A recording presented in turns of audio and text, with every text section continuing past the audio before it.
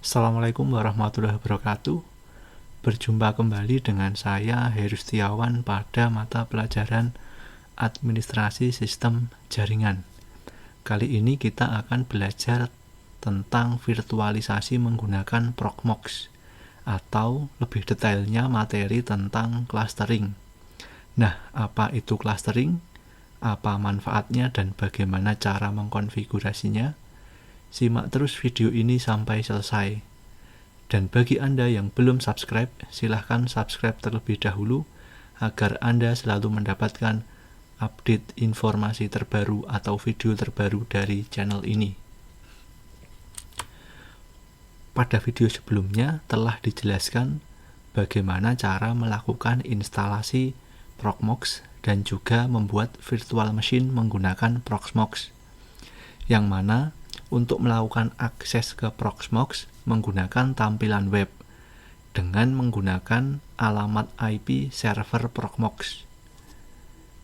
Dapat Anda lihat pada tampilan ini, untuk mengakses tampilan web Proxmox menggunakan protokol HTTPS, kemudian diikuti dengan IP address dan juga portnya menggunakan port 8006. Berikut adalah tampilan dari web server Proxmox. Yang perlu Anda ingat bahwa di bagian kiri berisi list dari virtual machine yang telah dibuat.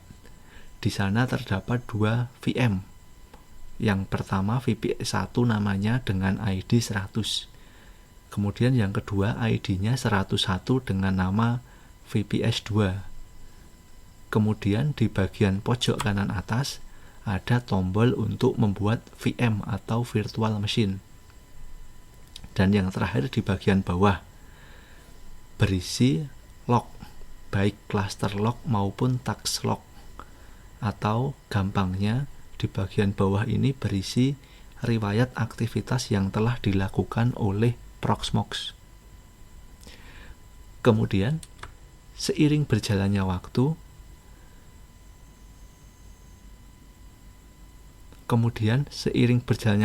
pasti server Proxmox akan berisi banyak virtual machine, sehingga server akan mencapai batasnya. Dapat Anda lihat di sini ada satu server, kemudian di dalamnya ada 6 VM misalnya. Nah, di sini server telah mencapai batas maksimalnya. Artinya resource-nya sudah tidak mencukupi, baik resource berupa RAM, CPU maupun hard disk. Maka dari itu, solusinya dengan melakukan penambahan server baru. Misalnya server Proxmox 2 dengan IP 192.168.9.253. Namun hal ini akan memunculkan masalah baru. Misalnya, jika dilakukan penambahan hingga 10 atau bahkan 100 server Proxmox, artinya si network administrator harus menghafal dan membuka tampilan web Proxmox satu persatu untuk melakukan manajemen. Hal ini tentu akan sangat merepotkan dan juga sangat tidak efisien. Nah, solusinya dengan membuat yang namanya cluster. Nantinya banyak server tersebut, atau di tampilan ini ada 2 server, yaitu Proxmox 1 dan Proxmox 2, akan digabungkan secara softwarenya, tetapi secara hardware tetap ada 2 server secara fisik. Ilustrasinya seperti gambar ini, jadi 2 server digabung atau saya tandai dengan kotak warna biru. Lantas, apa saja manfaatnya ketika kita menggunakan sistem clustering ini?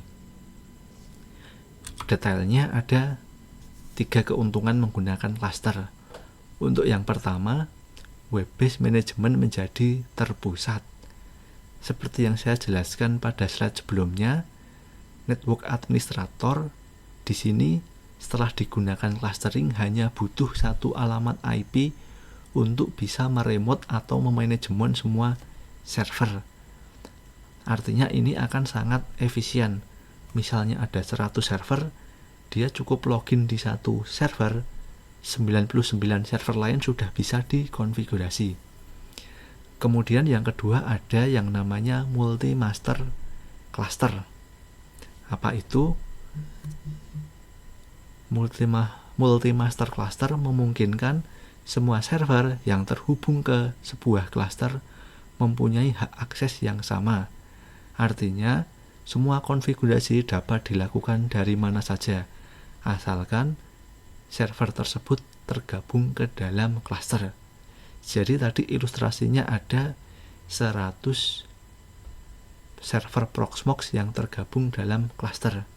Nah, baik meremote dari server 1 maupun meremote dari server 100 itu fungsinya tetap sama, yaitu memanajemen. Semua fitur bisa digunakan.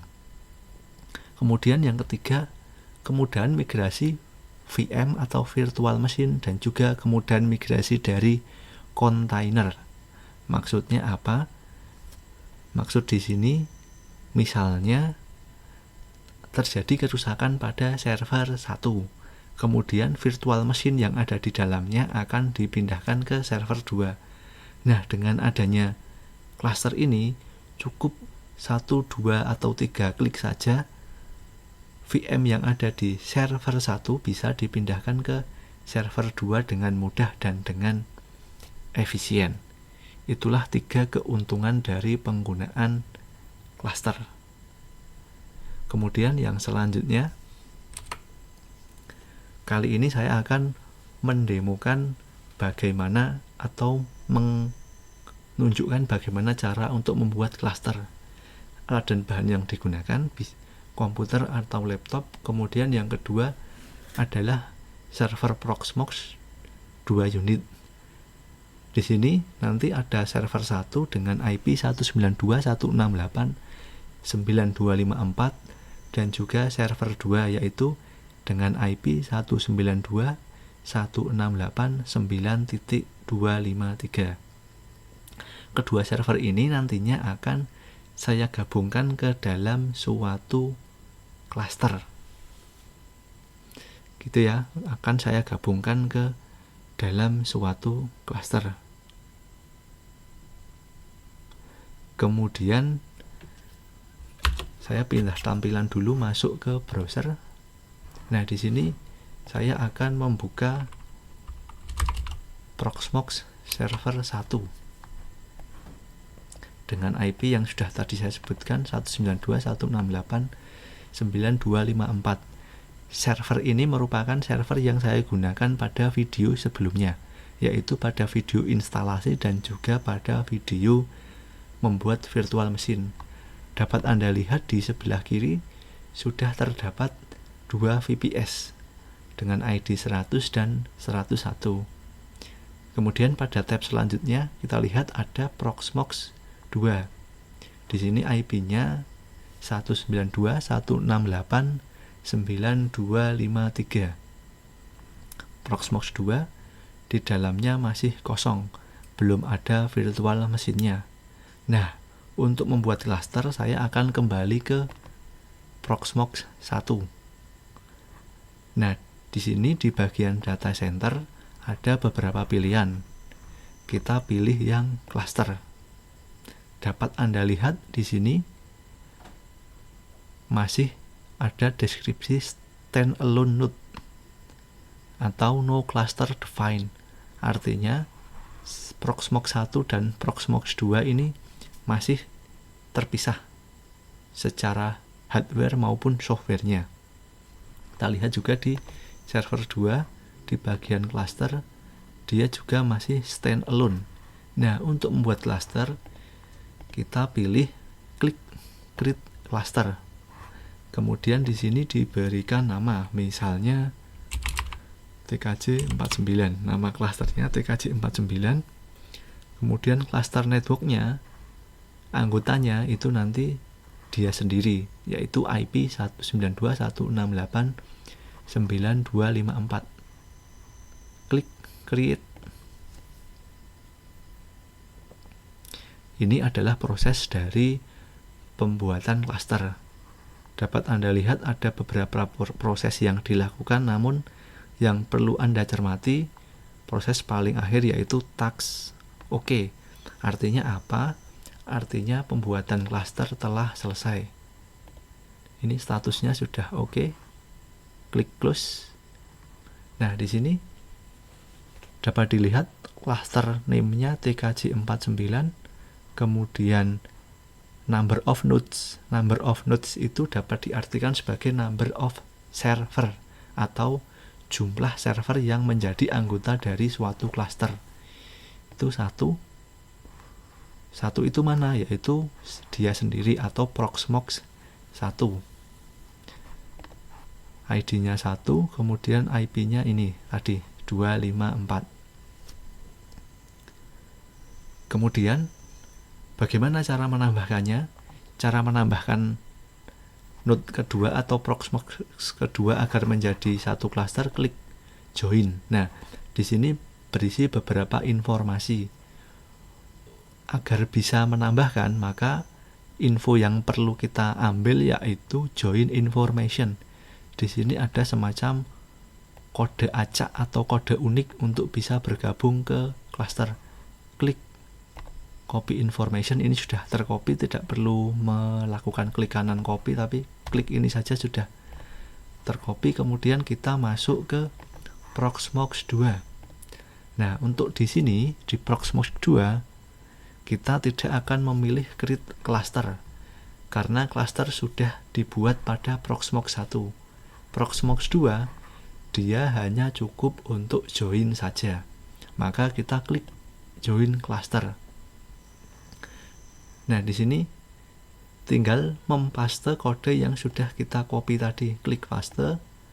Nanti secara otomatis akan muncul beberapa informasi. Untuk yang pertama, peer address atau ini adalah IP address dari Proxmox 1, kemudian fingerprint, ini fingerprint adalah fingerprint dari sini tadi, harusnya sama. Kemudian perlu memasukkan password dari Proxmox 1, saya ketikkan dulu.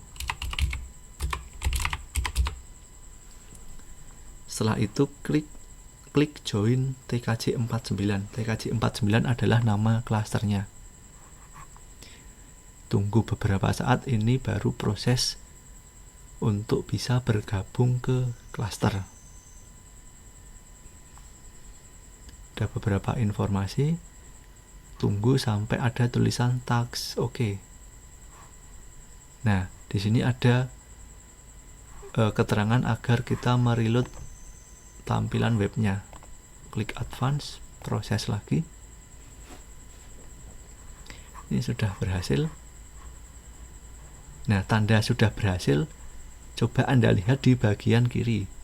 Di bagian kiri ini sudah ada 2 Proxmox. Yang tadinya cuma 1 yaitu Proxmox 2, karena sudah jadi satu klaster maka dia ada 2 Proxmox 1 maupun Proxmox 2. Coba kita lihat di Proxmox 1. Close dulu. Kita refresh biar yakin ya, tapi ini sudah berhasil. Kita refresh saja biar yakin. Nah, coba kita lihat bahwa IP 254 harusnya di bagian kiri itu cuma ada Proxmox 1. Tetapi karena sudah berada pada satu klaster, maka di sini juga ada Proxmox 2. Untuk lebih tahu detailnya, klik data center, kemudian masuk ke klaster sini ya. Di sini sudah bertambah number of nodes-nya. Yang tadinya 1 sudah ada 2, yaitu anggotanya Proxmox 1 dan juga Proxmox 2. Sampai tahap ini pembuatan klaster Proxmox telah selesai. Selanjutnya ada beberapa keunggulan ketika kita sudah berhasil membuat sebuah klaster.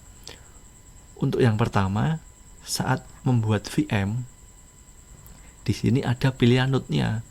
Kita bisa membuat VM di node 1 atau bisa juga membuat di node 2. Jadi yang tadi 253 ini sudah tidak perlu saya buka lagi karena saya bisa memanajemen Proxmox 253 dari IP 254. Itu yang pertama. Kemudian untuk yang kedua, saya bisa mematikan Proxmox 2 ini dari sini.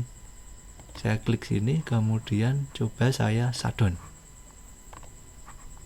Jadi semua kontrol itu bisa saya lakukan di salah satu IP saja atau salah satu server saja.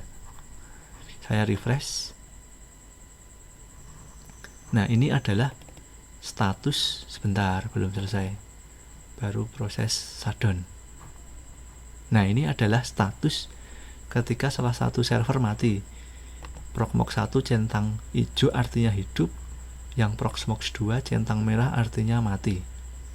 Gitu ya, jadi manajemennya akan sangat efisien. Cukup login di salah satu Proxmox, maka bisa mengendalikan semua Proxmox yang tergabung ke dalam suatu cluster. Mungkin saya kira itu dulu materi tentang clustering. Semoga Anda dapat memahami dan juga dapat menyerap apa-apa yang telah saya sampaikan. Sekian, saya akhiri video ini. Semoga bermanfaat. Wassalamualaikum warahmatullahi wabarakatuh.